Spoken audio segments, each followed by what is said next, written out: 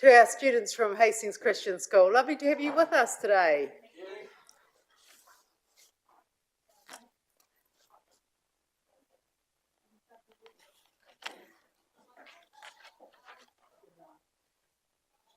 Ahi ahi Marie, tina koutou katoa, rangatira mai, kia ora koutou, no mai haere mai, piki mai, kaki mai. Kia ora everyone, a very warm welcome to our future rangatira. We're very excited to have you with us from Hastings Christian School here. Welcome to Father John from St Luke's. It's lovely to have you with us, and could we invite you forward to have our karakia today. And then I think we'll have a waiata following that, and you might have a suggestion, because, you know, everyone loves to sing in our council. And we know you've got a fabulous voice. I can give you a waiata in Welsh if that helps. Oh, yeah, yes, we'd love that. Yes. We'd love that. Yes.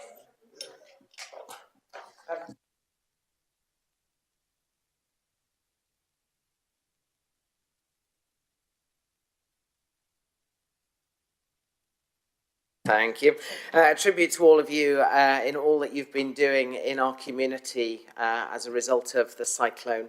It's just wonderful partnering with you in whichever aspect you're working on, and it's just amazing to see our communities coming together, and proud to be a part of that. So we pray.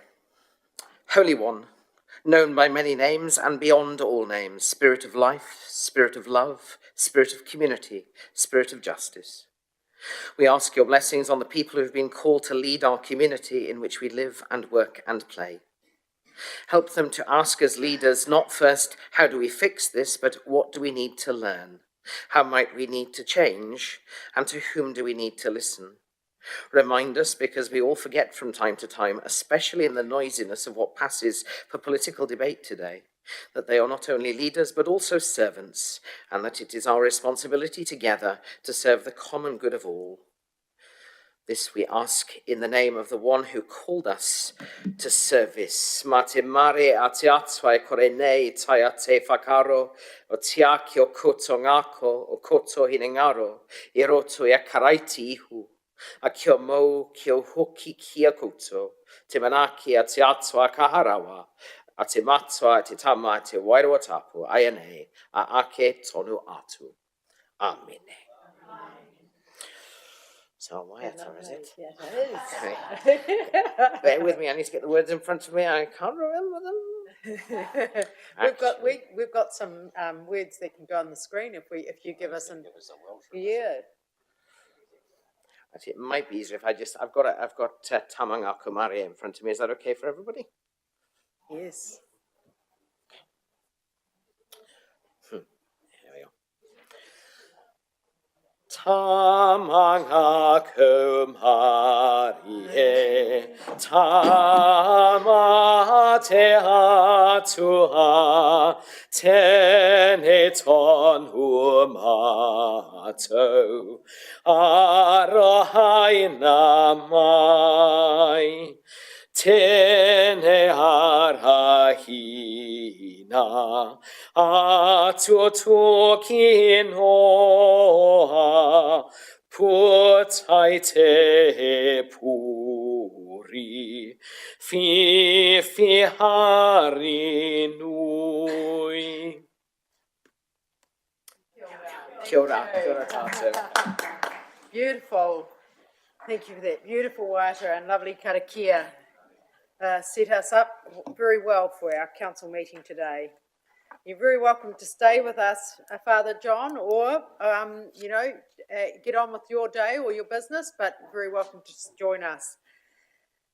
Just apologies for absence from Councillor Butto, who's doing his RMA training at the moment, and also leave of absence has been granted to Councillor Fowler. Conflicts of interest, councillors, we address those as we come to them in the usual way. Just before we progress to item 4, I would just like to give my update on the month to the 30th of March. Tēnā koutou katoa. Good afternoon and welcome everybody today. And what a month and a half it has been actually since I gave a report to everybody. I know that many in our community are hurting and anxious about their future 6 weeks on from Cyclone Gabrielle. And I thank you all and to all our amazing staff who have worked throughout getting us and our community through this event. Many organisations, social service providers have supported the people of Hiritonga, Te Matawa Māori, and it has been a huge effort by so many. Our staff have worked night and day, and we are very grateful for their huge commitment. And we heard today it was 170 staff who'd worked on the response. A large number of our community-led meetings have been held with representatives of a range of agencies who have supported the community hubs, and thank you to everyone who's been involved in these meetings and making these hubs happen. It's been an incredible community response as we help everyone rebuild. We've also started reverting back to some business as usual and holding a site for many things like trying to manage the flood damage wastes and visiting the sites where the flood damaged goods were being held and put through great big machines to take away to landfill, and that's been an amazing effort to see that, to see the fuel tank deliveries and the outstanding efforts of the rural communities. And we thank all our champions and rural leaders who have helped our rural communities, and fuel was one of the most important resources that our rural communities needed. It has been incredible to see those tanks, and we're very excited about the opening of the new Bailey Bridge at Risington tomorrow. I attended the FENZ Gold Star presentation, celebrated one of our very own staff members, Lee Rasmussen, who received in Havelock North 25-year Volunteer Fire Service Award. And it was great to meet Lee, and he's one of our water engineers, so I felt very proud to present his award along with the FENZ teams. The Hawke's Bay Farmers Market temporarily relocated, and thank you to all the team who helped them stand up in Civic Square, and our community loved having them there. And we'll continue having conversations, but just as a temporary, they set up in the Civic Square and everyone enjoyed having them in the centre of town. We had an amazing concert called Hope in Our Hearts concert after Cyclone Gabrielle, which was held by the Hastings Music Society at St Matthew's Parish, and raised $4,620 to support the community's Gabrielle Disaster Relief Fund. Watties have had 3 amazing family fun days, and Councillor Hickey and I attended the Flaxmere one, and we loved that, dancing and singing and eating kai and everyone coming together, and also the one at Cornwall Park, and that was just amazing family, bringing all our families together, and we were presented with a cheque for $100,000 from Watties New Zealand for the Hawke's Bay Disaster Relief Fund. We had the Kai Whakamana volunteers out at the Hawke's Bay Prison, and 26 wonderful volunteers have come together to support some of our team at the Hawke's Bay Prison, and having their training last week. So I handed over their pink uniforms, and it was wonderful to see everybody and present them with this wonderful service that they are doing out at the Hawke's Bay Prison. The Kaumātua Ball was an amazing afternoon at Hastings Club, and Councillor Kelly Jessup was looking magnificent in her ball gown as our Kaumātua danced the afternoon and evening away, and it was a wonderful afternoon and such a glamorous event, and seeing everybody dressed up celebrating was just what we all needed. The temporary animal shelter at the rescue to support communities and their pets was so much appreciated by the community, and thanks to the members of the community and who generously donated feed, supplies and their time to assist. Our citizenship ceremony, led by our very own Chief Executive Nigel Bickle, was always, as usual, a great celebration of bringing forward another 30 new citizens to Hiritonga Hastings. I was privileged to have separate visits from Tō Tangaloa, the Samoan chief, and Lord Vai from Tonga last week. They were both concerned about our region, and they shared their aroha and their compassion for our people. The Tuia Rangatahi Mentoring Program, Councillor Apatu and I met the new Tuia, Casey Corns and Jay Van, our two very talented and passionate visionary young leaders in their early 20s, and we're delighted to have these two new Tuia Rangatahi part of this program this year, and they'll come in soon and meet you all and share their vision and aspiration for young Māori leadership.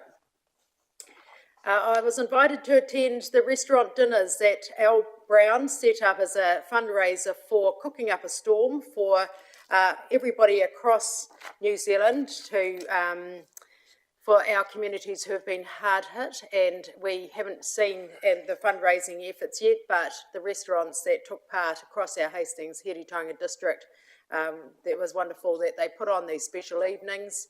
A lot of our community came out to support, and half the funds raised that evening would go into the cyclone response. Thrilled to have the State Highway 5 open and our Deputy Mayor can travel safely down, albeit it does take her an extra half an hour, but to have that road and that main connection open to the north is significant for our freight convoys and our community to meet up with whānau back again from the north. So it's been a delight to have that reopen, and we look forward to State Highway 2 opening soon. The Dartmoor Pedestrian Bridge was wonderful to see community on the pedestrian bridge and ready for their use to get particularly the children across to school. And this is a temporary solution, but as the permanent bridge is getting designed at the moment, it was certainly wonderful to see them break out the bubbles on the bridge that day. Foodstuffs Hastings Transport Depot and Cross Dock, they had an official opening at 6 o'clock on Tuesday morning, and it was a new state-of-the-art multi-temperature facility that has been able to support us through the distribution of groceries through the cyclone, but great to have this new $20 million investment in our district. We had a great breakfast with both our chair of our youth council and our Tuia with Creative New Zealand. All in for the arts was the theme of the breakfast, and it was an opportunity for all the arts community to come together to speak about the impacts of Cyclone Gabrielle and the important role that creativity and culture will help us in the long road to recovery.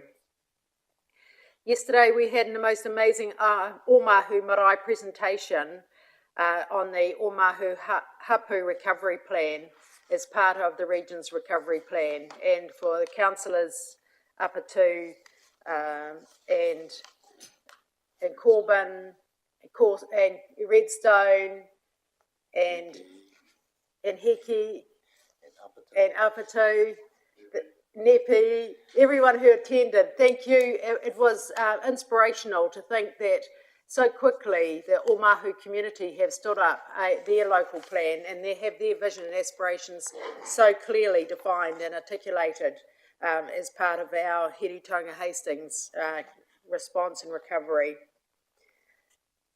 We had a blessing this morning for the Heretaunga House demolition, and it was a small intimate blessing before the decommissioning of Heretaunga House, and that building over the road, built in 1983 for Māori affairs and social welfare in the day, Māori Land Court.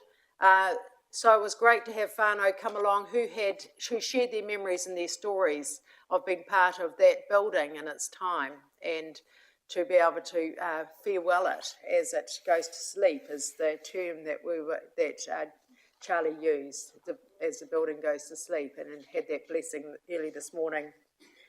So tomorrow we welcome everybody who's able to attend to go to the Rissington Bailey Bridge opening at 1 o'clock. If you're available, that is going to be significant to get our 700 whānau down easily to our community to resume a normal life, and also be able to bring stock down from the areas of Rissington, Pātoka and Puketitri. So it has been a big month, and I think once again our amazing team Nigel and your team and all of our staff and our councillors who have played a big part in keeping our community safe through a very challenging time. I'm happy to move my report. I'll have a seconder. Thank you, Councillor Kerr. All those in favour, please say aye. Any against? Thank you, that's carried. Item 4, confirmation of minutes held on the 2nd of March. Thank you, Councillor Watkins. Seconded, Councillor Dixon. All those in favour, please say aye. Any against? Thank you, those minutes are carried. Item 5, welcome to John, and this is the dog control fees for 23-24.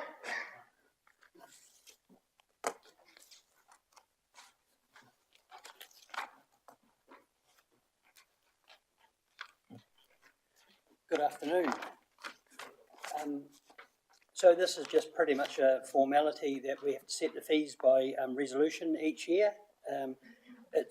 We're talking about just an inflation increase of 5%. But there is one minor thing in here where we've been approached by people from the Pet Therapy, Canine Friends Pet Therapy Association. And basically they provide dogs for visits to hospitals and rest homes and things like that. And they've approached us and said that is there any chance they can get added to the small list we've got of special owner, well, not the special owner, but the special category, special purpose dogs, which are exempt from a fee. So we're only talking about, they do have a constant changing list, but we're only talking about the ones that are pretty much active. So what we've talked to them about is that if this got approved, then they would have to send us an up-to-date list at the beginning of each year, and we would put them into our system if that was okay. So that's pretty much it. It's just an inflation increase and that new little category. Thank you, John. Take any questions? Questions from Councillor Kerr? Thank you, Worship. It's not a question, but it's in reference to 1.3. The Rural Community Board would normally approve these. And as I read to the very last paragraph of the report under risks, it does speak to the chair of the Community Board, did speak to the members and all supported this decision that we're going to make today. It wasn't a formal meeting, but it was informally agreed. Thank you. Councillor Nixon? Yeah, thanks. The relinquishment fee, I presume that's people who no longer own a dog died, been passed on, whatever. Is that right? For someone who wants to give us their dog, they don't want it anymore. So rather than them taking it to the vet and having it put down like most people would do, sometimes we accommodate them because it's probably the best thing to do. That's answered my next question. Thanks. Thank you. Councillor Shalom? Very happy to move the recommendations. Do I have a seconder? Thank you, Councillor Redstone. All those in favour, please say aye. Aye. Any against? Thank you, that's carried. Item 6 is the proposed amendments to the schedule of meetings. Welcome, Louise.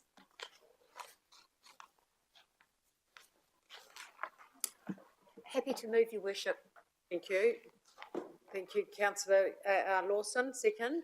Did you want to speak to the reason for the change of the meeting schedule, Councillor Lawson?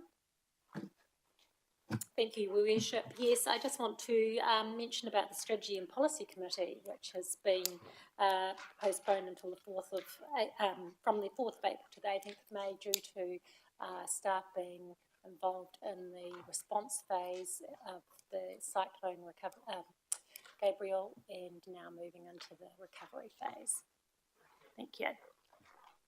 Have a move and a second. Any further comments? All those in favour, please say aye. Any against? Thank you. That's carried. Thank you, Louise. Risk and Assurance Committee terms of reference.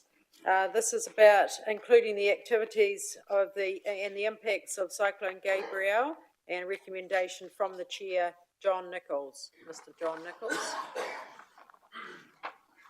So the terms of reference and the change to the fields of activity, if anyone has any questions on that. Thank you. Councillor Nixon. Thank you, Worship.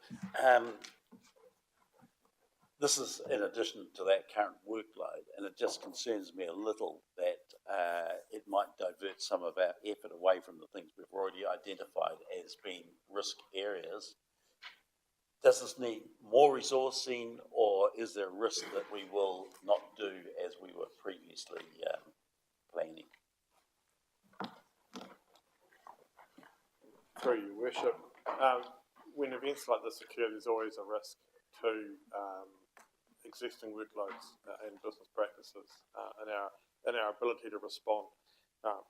We believe, and through the conversations with the chair of the Risk and Assurance Committee, that this cyclone is such a significant event on our community and on this organisation that it would be remiss not to have some form of reporting against that. And I think it's part of what we need to balance is, there are other committees of council and council itself that will be addressing substantive issues regarding to the cyclone and council's response. This addition to the Risk and Assurance Committee really is just taking on and noting that there is a risk lens that needs to be applied, and it is something that we need to either deal with the resources we've got. If that's not sufficient, then we'll be looking at bringing in external resources to support that. But I didn't want to suggest that we don't do it. I totally support the proposal. I just want to make sure that nothing gets left behind in the process. Thank you, Councillor Nixon. Councillor Sholham. Thank you, Worship. Completely endorse the proposed changes and thank Councillor Nixon for raising his concerns and happy to move the recommendations. Thank you, Councillor Sholham. And second to Councillor Kerr. Any further comments? Sorry. No, I'll put those recommendations. All those in favour, please say aye. Aye. Any against? Thank you, that's carried. Item 8, very warm welcome to the Director of Foodies. Welcome, Craig. Sorry, the Chair. Chair and Director. It says Director here. Chair. Yeah. Welcome, Lee. And this is the half-year report. It's draft statement of intent, councillors. And attachments 1, 2 and 3 and separate attachments of the document. Thank you, Craig. Welcome.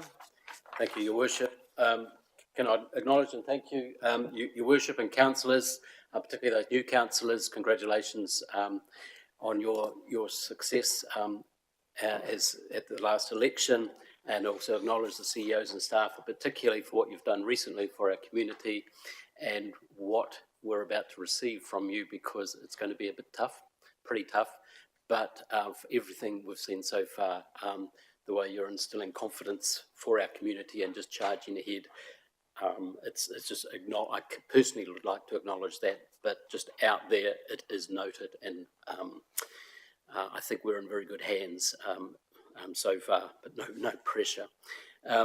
Yes, I'm talking about the half-year report, the draft SOI and the letter of expectations from yourself. First of all, quick apology from Tony Gray, who has a clash and can't be here. He may be able to turn up. But Lee Neville here by my side will answer questions wherever we can from you, and acknowledge Dr. Nikki Solomon, who's working very hard across multiple agencies in this space. And just before I start, because I often forget this, can I please extend an invitation to all councillors, particularly those new councillors, but anyone at all, if you'd like to visit the Food East Haumaku site, just to have a look and see how the vision's turning into action at any time, please just ask. In 2022, I believe we've followed the letter of expectations from the council, from yourselves, pretty much, I'd say, to the letter. But also a point that came last time I was here, and particularly like to reassure you that we remain true and continue to follow the original intent and ambitions for the food innovation space for Hawke's Bay, Food East Haumaku. That goes unchallenged, unchanged, and in all our communications, particularly with our major funder, Kanoa, who, if you recall, is funding 12 million for the hardware to build this building, or these two buildings, they are very cognizant of that and looking for other ways to help facilitate innovation in Hawke's Bay. food innovation in Hawke's Bay and the East Coast. Quick few highlights. So our Building B, our larger kind of work shed, Hawke's Bay type shed, if you like, is well underway now. That began in early February. We lost a bit of time with the floods, but not too much. In fact, we were slightly ahead of schedule at that time anyway. That's a 2,200 square metre large 4-bay building. Building A, which is the type of office block, the visuals for these you can see on our website, foodeast.co.nz. That's in for consent now. The consent for building consent that went in very, very early, either at the end of last year or at the start of this year. Parallel to that, we've had QSs on it, checking our pricing, checking the robustness of it, and we're starting to begin discussions in and around who may construct it. There's further information on that in one of these the reports here. Tenancies, there's about 5 tenants we're very close to. We've moved a fair way down the track, 2 of which we are quite a way down the track, 1 of which we are very, very close to the point of financials discussing with. I can't divulge who they are to you, but there's a very interesting common theme developing in them. It may or may not seem any surprise, but when the commercialities of it kick in, they're really interesting. But the common theme is almost byproduct or waste from some existing food processing across Hawke's Bay. That could be protein, that could be horticulture, that could be viticulture. But that wet byproduct, bring it into the facility, process it, dry it, and then turn it into some kind of powder for vitamin, for health, for medicinal benefits. And that's where the innovation magic is happening right there. So if this is to come to pass, one of which will be particularly pretty cool for Hiratonga, for Hawke's Bay, and I'm sure Your Worship, the Mayor would be very interested in this if it was to come to pass, because it opens entirely new markets in Europe for a Hawke's Bay company, and they are funded out of the US with some quite large pockets. Just dangle that one out there. It's pretty cool if it comes up, and again, it's better than 50-50. It's probably 60-40 right at the moment. Can also just acknowledge, I just touched on it before, because in our various letters of, back and forth, we talk about our structure of our board, and we talked about the construction and then the actual business itself once we're up and running. We're blessed with our board in that we have Lee and Dr. Nikki Solomon there pulling together lots of strands from other organisations. Once the business is up and running, food innovation itself, as I think we've discussed earlier, there'll be new people on the board who have expertise in things food, who may not have expertise in things construction. So we're just still following those stages. Our trigger point with yourselves and our major shareholder, HBRIC, will be a consent and a contract signed for Building B. The ballpark price for that will be $5 to $6 million to get that one up and running. Our target completion date for both buildings is the end of this year, December the 1st. Anything that we can control, believe you me, we are doing and working as hard as we can. There are many moving parts to this out of our control, which we just have to line up in the queue like everybody else. And then, of course, we've all had the curveball of the floods as you're having to deal with. But I do note in my update there, at this stage, we're all on track, we're all on time. What we don't know is the impact of the cyclone and availability of supply for people. Capital is okay, but timeliness and regulatory process as well. But we do fully acknowledge everyone is doing their best in this space. And just quickly, just one other update to that, and any specific questions you like, more than happy to try and answer them for you. What has emerged from a kind of work group that we have, and it's a very, very fair point, at the end of the day, the vast majority of our funding comes from the taxpayer or the ratepayer. And the interesting point here is, although we're a limited partnership, a commercial entity, it's quite fair that there's a general, not quite open source, but accessibility to the general, those in the food processing space, innovation space, who may currently, as we've learned, hire out cafes at night because they've got a certified kitchen, but have a place of a gathering for magic, if you like, to come together, let's just say 2 nights a week, for example, or 2 days actually, and use the facility, which at the end of the day they also own. And as we explore that, it's really interesting as we talk to Kanoa, who I think I mentioned earlier, are really looking for different avenues to fund growth, momentum in Hawke's Bay, and to continue and to pick up the Mayor's point earlier, to keep instilling confidence that we've had a bit of a bump in our Hawke's Bay Road, but we'll get through and we'll be even better for it at the end of the day. And that's confidence, and it's led from here in Wellington, I know, but the money's hitting the ground, and that's really good. So we're working in process to do that. The point being there is a facility which may enable financing, charitable donations for grant funding, for things such as fit out for stainless steel, for example, for a kitchen, as I just described, something like that. At the moment, that's really an open discussion. But for example, two of the potential tenants we're talking to, both need freeze dryers. What's a freeze dryer? It's just a great big thing, looks like a kind of a big cylinder, but they start at 1.2 million bucks. They go to 4 million bucks, and basically they just snap drive stuff, wet processing stuff into some form, and then it's powdered, etc. Point being, these are big, they're heavy, they take a lot of electricity.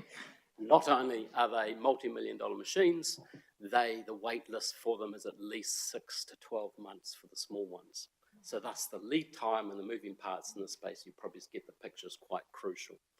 So I'll leave it there, a bit of a broad range, Your Worship, and happy to answer questions. Lovely, thank you. Starting with Councillor Corbyn. Thank you, Your Worship. I'm pleased to hear that the original intent of innovation hasn't been lost, but I do have a couple of questions around that. So in the performance report, we have many financial measures, but I don't see a measure for innovation in there. I'm just wondering how that could be included and when it would be included. That's the first question. I've got a couple of others. Certainly, okay. It's a very, very good point, and thank you, Councillor. No, there is no measure in there at the moment. As we evolve, measures will fall out of that. If I went around the room here and asked 20 people about what is innovation, I might get 20 different answers. But the point is essentially doing something better, differently than you were doing before, and creating value from it. But in a brutal way, the measure of success for Foodies Te Mako, at the end of the day, once it's up and running, will actually businesses leave because they've developed something differently and grown.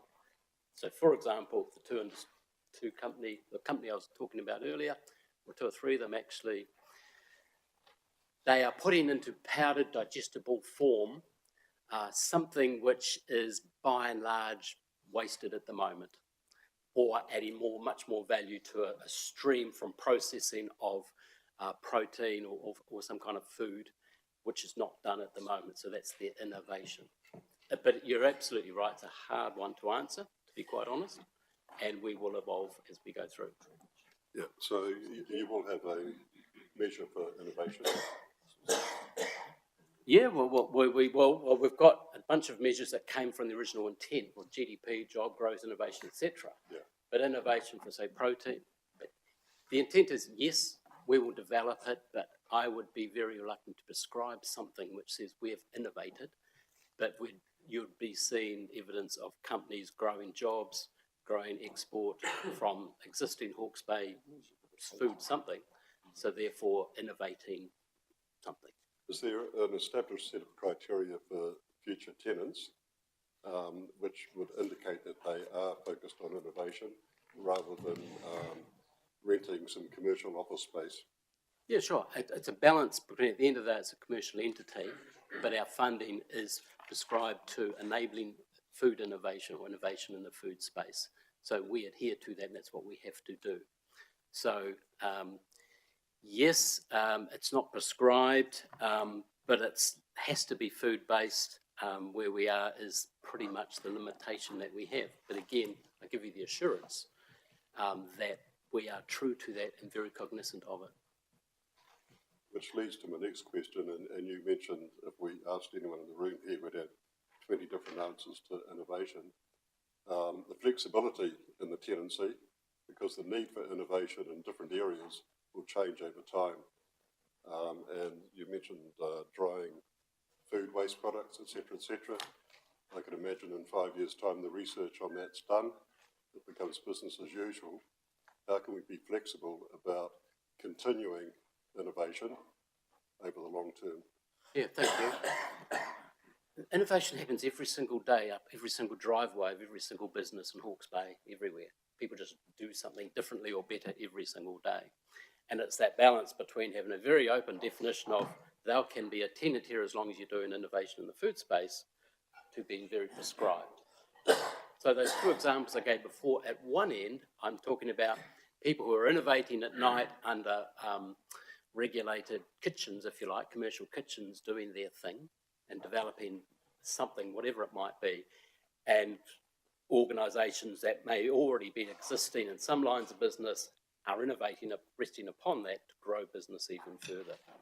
But if I could give you a square box to tick with doing innovation or not, I'd like to be able to, but at this stage I cannot. But we have to be true to our funding requirements and the ethos under which our shareholders expect us to operate. Thank you. Yeah, so I'm still a bit lost, because if it was a starting point, innovation, you're saying you have to adhere to it. There should be some measure for it in the performance measures and reported on regularly. So thank you. We could capture that in the letter of expectation that the Chief Executive will take forward. Councillor Lawson. Thank you, Your Worship. Thank you, Craig. Look, I realise this is a half-yearly report ending in December, but I'm just interested in Cyclone Gabriel and the impact that might have on Food East in terms of, because it affected our food producers mostly. So from a risk and assurance point of view, and also opportunities that may arise, disadvantages, just across the board. Thank you. Thank you, Councillor Lawson. Thank you, and thanks for the question. It's very, very valid. Interestingly, we talked about this the other day, and a couple of months ago, none of us contemplated, well, will we be part of examination to do things differently because of, say, the silt on our soils now? Can we do something with that? Can it be innovated? Or can growers, or can we apply it in a different way? I don't know what the answers are, other than we've had a pretty tough kick in the shins. We all have. And yet from that are a lot of opportunities. And the success of them will depend on leadership from our leaders, our organisations, I mean. And we are very, very open to help facilitate anything we can. So, for example, laboratories, certified laboratories. I don't think we're in public. Are we in public? So there's a scarcity of laboratories and certified laboratories for food processors in Hawke's Bay and in educational facilities. But processors need labs now. And so we are looking and speaking with Kanoa. Lee may want to say something there, to try and find not quite emergency funding, but upfront funding to purchase even container labs which can migrate to our facility once we're up and running fully, to help those who need access to this right now. So yes, it's a bump in the road for us, but it's much less for us as Food East than those people we're very, very aware of in our immediate neighbourhood. But Lee, can you mention about the labs, for example? Thank you, Craig. Yeah, so one business Nikki and I have been working with probably for about the last 6 months. I think the introduction came through Craig. They've got a full-time research scientist who was based at EIT in the viticultural labs, and that lab is devastated. So they want to continue with their R&D, and they actually want to become a tenant of Food East. So I think I've stitched together a deal whereby they can go and have shared lab space at one of the large food processors here for the rest of the year, which will continue the research that they're in. but it's opened the conversation for us, and the board have been very supportive, whereby the business is now saying we could have a lab at Food East in Building A, and we could stand a business up there of not only doing test and trial work for innovation, we could do it for the other tenants. So there's a win-win on both sides. I help them out now, they become one of our tenants, and then they stand up a business within Food East which supports the other tenants. So that's one of the main ones we've been working with to try and get them back up on their feet. Thankfully, the innovation business they're in is not their core business. They've got another business that resides down Cuttama Road, and they can carry on with that. But this innovation package is something we're working with. So, yep. These labs can be 300K to a couple of million, depending how sophisticated they are. Great, thank you. Councillor Harvey. Yeah, thank you. And it's fantastic to see some action on the site and it's sort of progressing along. So that's great, and looks like it all held up with the poor weather and stuff that we've been going through. I am interested in just the where you're tracking in regards to governance, and that there are the indicators, or that hoping to have a board in place by the end of the fourth quarter of this year. Just getting your views around that, and are there any alternative approaches to trying to resolve that, in that when I look at it, good governance is not two directors, in my opinion, and one of them is obviously the chair, and which is you. So yeah, how are you addressing that, please? Thank you, Councillor. Yeah, very, very fair point. And good governance, well, I think we're governed very well, but I do take your point. At the end of the day, we can have 6 directors, one director for every $1 million of equity the shareholders put in, of which Hastings is $1 million. Appointed Tony Gray, myself, H. Brick, and Craig Hickson. Mr. Hickson is interested in taking this discussion further, who may well be wanting to put someone onto the board once we get consent for Building A. And H. Brick are also undergoing a similar process. So having people with the right knowledge or expertise to move it forward, yes, ongoing, and we'll be doing that in consultation, obviously, with the shareholders. I don't appoint the directors, you do, and your fellow shareholders. The governance side of things, but again, just to assure you, we're a CCO at the end of the day, governed by not only local government legislation de facto, but also under commercial law. And our accounts are open and audited, separate accounts for trust accounts for contractors, etc. But we are also very cognizant, and I take on board your point, we go above and beyond the minimal requirements because of who our shareholders are and the expectations of a public sector organisation. Does that come near answering your question? Yeah, I just do not see in any practice whatsoever just 2 directors really, and especially when it comes to something like this, which has central and local government investment in it, and that it has taken now 3-4 years, whatever it may well be, and we are no further down the track. And if there's not a matter of urgency from some of those stakeholders, then trying to identify a plan B into how that governance can be addressed. Because, and I think it's also to protect those that are in those governance roles as well. So it's not a point of pointing the finger at a performance issue whatsoever. It's just that we do not have what I regard as equitable, fair, and solid governance. That's much broader, is a bit broader than that. Thank you, Councillor. And look, I appreciate your clarification there, and I'll take that on board. I've also got a meeting coming up with H. Brick, who have those 3 empty slots, if you like, who have canvassed this themselves and thus far are comfortable with the arrangements that we have.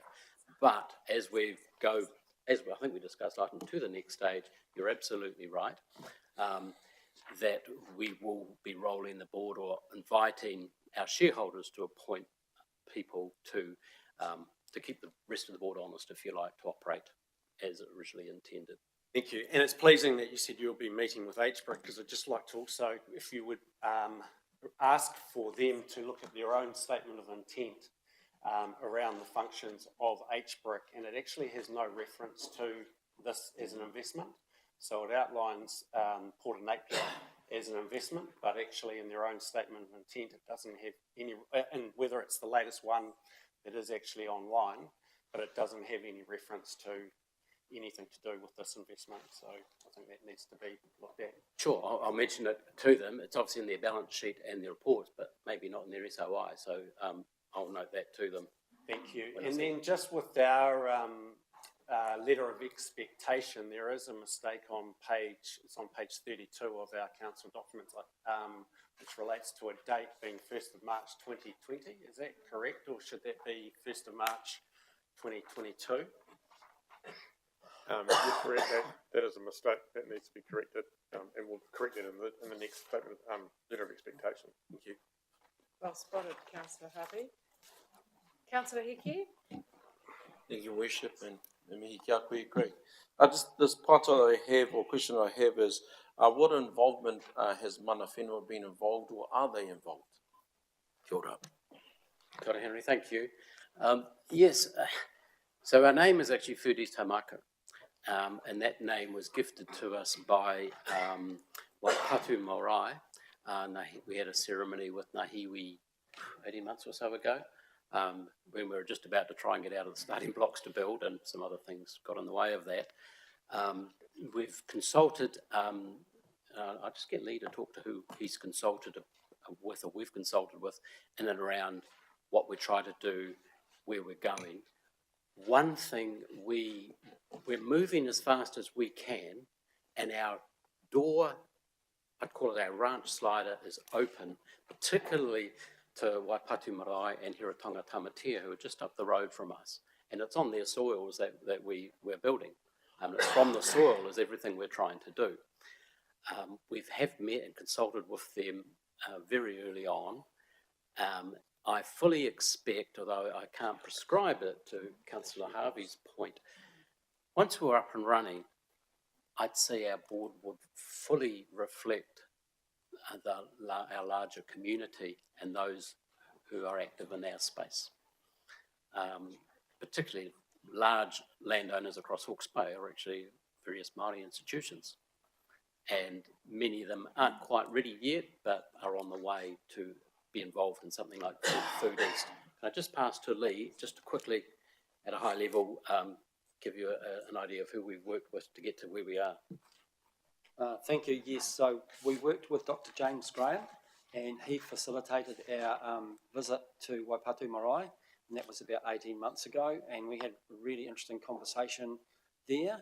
And then to Craig's point, when he came on the board and the board was stood up, Craig and the board are very interested in us having another name. So worked with Nahiwi to furnish that for us, and I think Nahiwi was at the initial sod turning thing. And then as we've gone through, there's been a redesign process, so the building looks completely different now from what it did 18 months ago, so we can fit the fiscal envelope.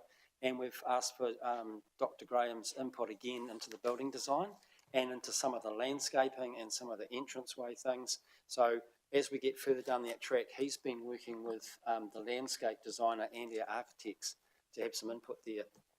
So yeah, that's sort of where the journey's gone for us so far, and he was pretty comfortable with where we were going and how we'd incorporated the input from Waipatu Marae. Just for your worship, just a note to note that whilst we have worked with Waipatu Marae and through Dr. James Graham through council, we may be asked how extensive has consultation or work been done with further groups of mana whenua. Just a thought. Thank you, Henry. No further questions? So we've got a couple of additions to our letter of expectations, and thank you very much for your presentation today. Do I have a mover and a seconder, councillors, for this report? I've got one more question. Oh, one more question? Yeah. Certainly, councillor Corbett.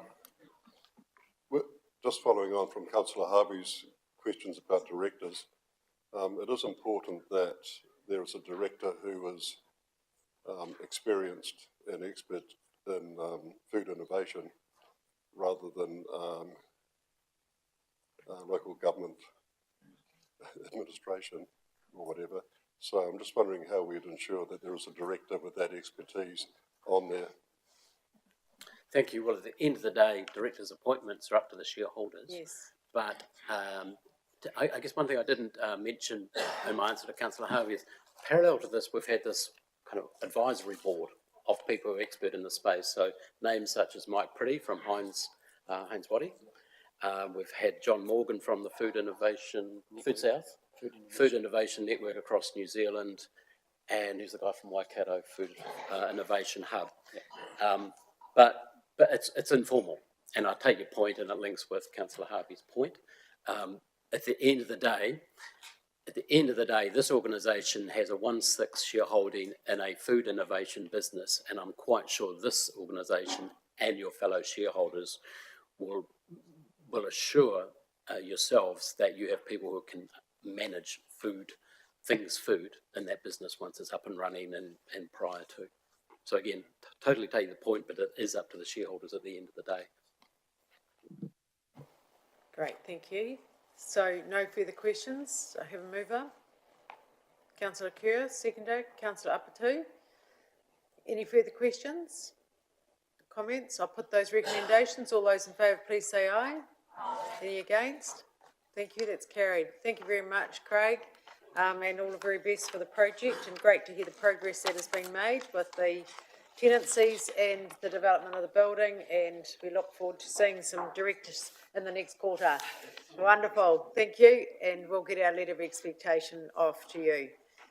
So that concludes our public part of our meeting today, councillors, and it has been wonderful to have our rangatahi here today from Hastings Christian School.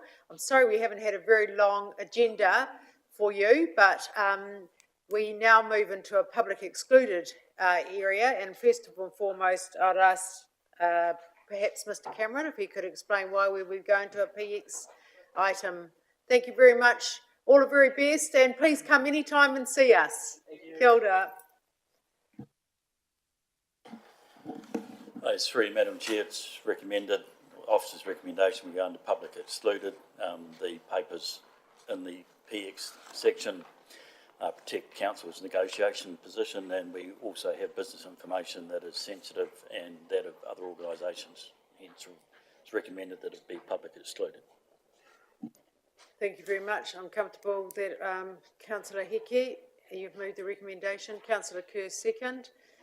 Thank you to our community who may have been attending the public part of our agenda today, and we look forward to seeing you out there amongst Heretaunga Hastings. Thank you for coming today. I'll put those recommendations. All those in favour, please say aye. Aye.